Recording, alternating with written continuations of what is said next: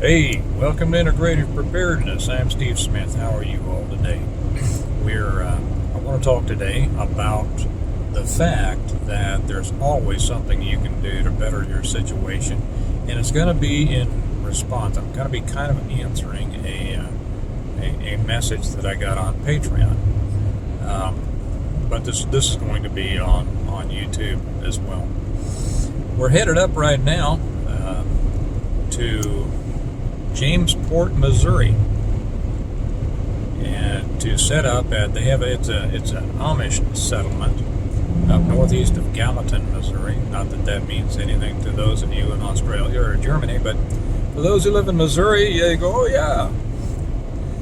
We're going up to set up at a show up here. Kelly's setting up a booth for her soaps, and these things are just a lot of fun. We're going up to set up, and then we'll head back home, and then tomorrow the kids will come up with us, and the next day the kids will come up with us. So any of you who happen to be in this area, like I've said before, if you happen to be in the Jamesport area, stop by and say hi and smell Kelly's soap. That's what everybody does. Okay, I want to talk about a message that I got from, and I'm sorry that I don't remember their name. It was, and I almost said that I thought it was a woman, but I can't even say that. I have the information on my laptop at home, but obviously I'm not home, so I'm just going to wing it from memory. And the gist of the message was, apparently they live in senior living. And this is going to apply to everybody. So if you're not a senior, keep living, or if you don't, or keep listening. If you're not, this is a pretty little town. I don't know what town this is, but it's cute. Winston, Missouri. So if you're not a senior, or even if you don't live in senior housing, keep listening, because it's really going to pertain to everybody.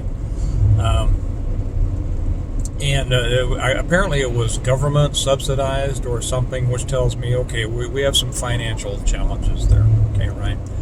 And they were talking about, they said, well, I don't have, they're talking about the coming shortages. And, wow, look at that cemetery. There's more dead people in Winston than live people. The coming shortages and, the possible problems with fuel, heating fuel, and things like that.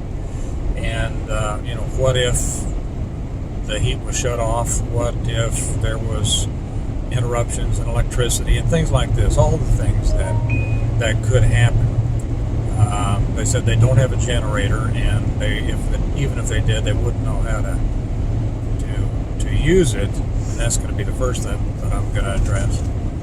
And they said that they've pretty much stockpiled all the food that they can in their small apartment, but beyond that, what can they possibly do? Okay, let's start with that. And let's start with a truth. And that truth is there is always something else you can do. Remember that limitations are almost always self-imposed. And they're self-imposed either by an assumption that you can't do anymore, a lack of creativity, a lack of imagination, a lack of just thinking down and thinking and putting yourself in survival mode. And I don't mean that to say, I'm not calling anybody lacking, but that's what it is. You have to get yourself out of that thought rut, and instead of saying there's nothing else I can do, start thinking, what else can I do? Okay, because there is always a what else. I guarantee you. I'm going to talk for a minute. I'll tell you how I heated an entire gym with beer bottles, maybe later.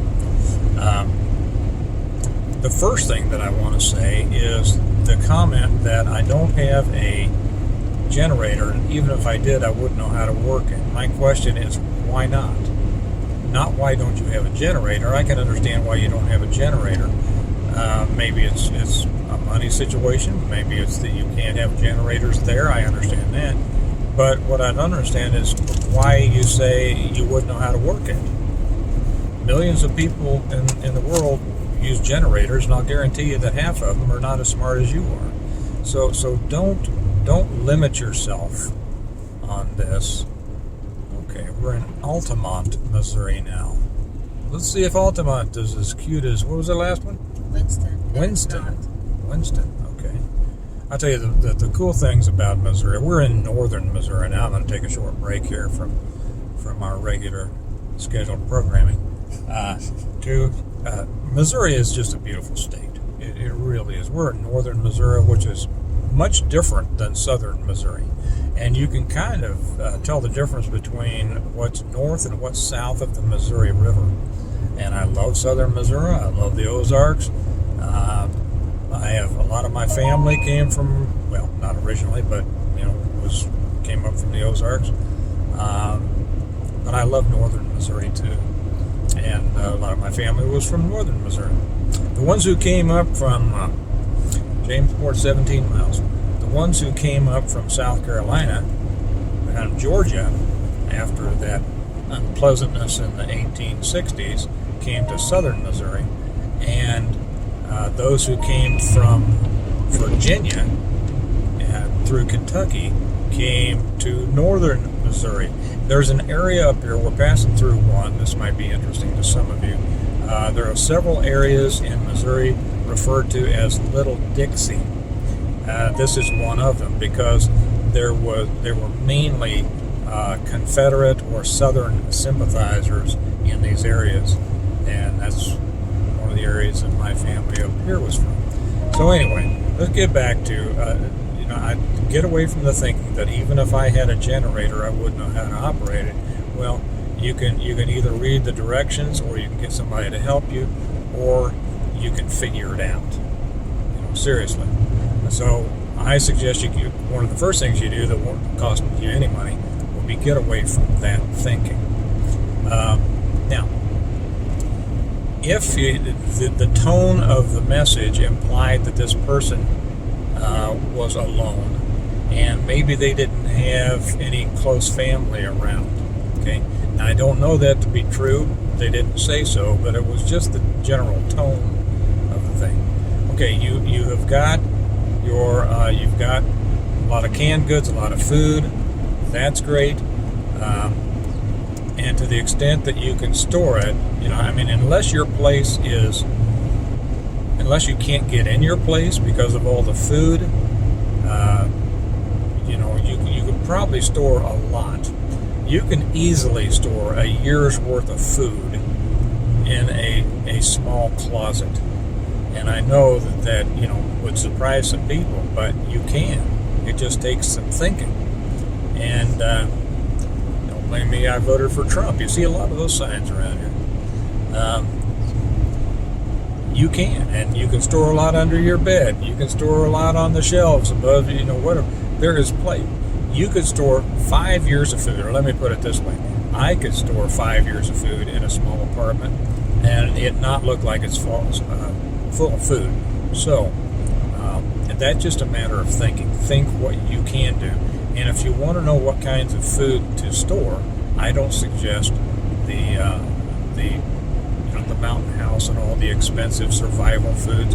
Go back to one of my very first videos, and I think it's titled The Next Step or something like that, and I talk all about how to put together a survival food stores. Okay, and you don't have to spend all that money. You just go to your grocery store and you start buying what's on sale, and it won't take you long. They have a pretty good stockpile. So you said you already had a stockpile. I suggest you have more. People ask how many years food should they have stored. I say 7 years. I know a lot of people say 6 months and 1 year. Well, that's certainly better than nothing. But I don't argue with God or Joseph, and that's where I get my idea. 7 years of food. Those who have a lot of food stocked up have not been affected by most of the inflation that's occurred over the last year. So, my advice to you is to develop relationships. Okay, you need a place to go. If this is where you live, if bad things happened and things collapsed, being in a senior living, especially a government subsidized senior living, is probably one of the worst places you can be. The staff there is not going to be concerned. They're going to split. You're going to be surrounded by a number of people who can or cannot take care of themselves to various degrees. If you are the one with all the food, and probably most of the others are not, you're going to be the target of the ones with all the food. If you're a nice person and you start doling out all the food, you're all going to be starving to death pretty soon. And if you're not nice, all of the hungry people are going to come take your stuff. Okay, that's just the way it is. You need people. That's the main thing you need now. If you don't have family close by, then I hope that you have friends close by. And if you have one or the other, that is your primary resource right now. That is your escape plan. Okay, that's your lifeboat. If you have family, hopefully you get along with them. There's plenty of fractured families out there that people will say, well, yeah, I got family, but I don't want to be around them, or they don't want to be around me, or whatever. Well, that's sad, and that's why people need to take care of their family relationships, treat them well, treat them with respect, and nurture them with love. If you're a person that's hard to get along with, you can't blame other people for not wanting to be around you. And if your family members are hard to get along with, nobody can blame you for not wanting to be around them. Okay, enough on the family. And the same with people that some people call friends. But you need to develop relationships. If you belong to a church, find out what the resources are there. Get to know people. Get involved. If you don't go to a church, go to a church. Start going to a church. Become involved in a small group of people. Develop relationships. It all comes down to that. But at the very core of it is the understanding that there is always something else you can do. So, in answer to this particular question, if you have the food lined out and also the water, too many people get the food and they forget the water. But the water is, more important immediately, is of more immediate importance than the food. Jamesport 10 miles. But this is getting pretty up here. This is pretty country.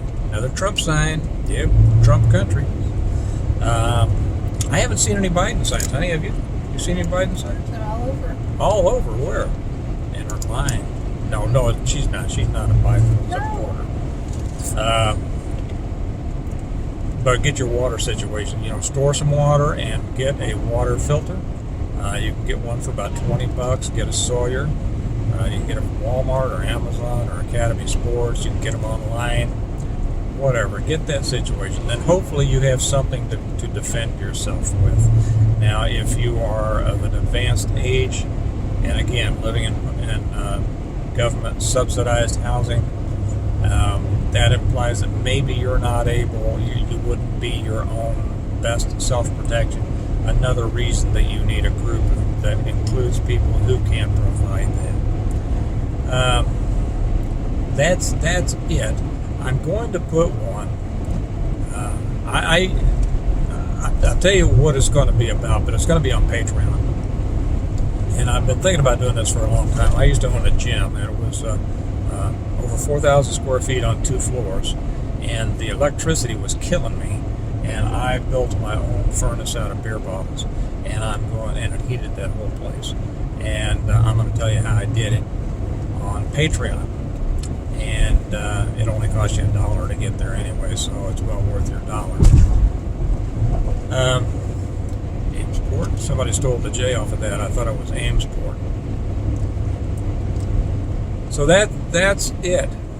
Get people. Stop with the I wouldn't be able to do this, and that's probably the most important thing here is the understanding there is always something else you can do. I'm pretty squared away, but there's still a lot of stuff I can do. A lot of people on here are squared away.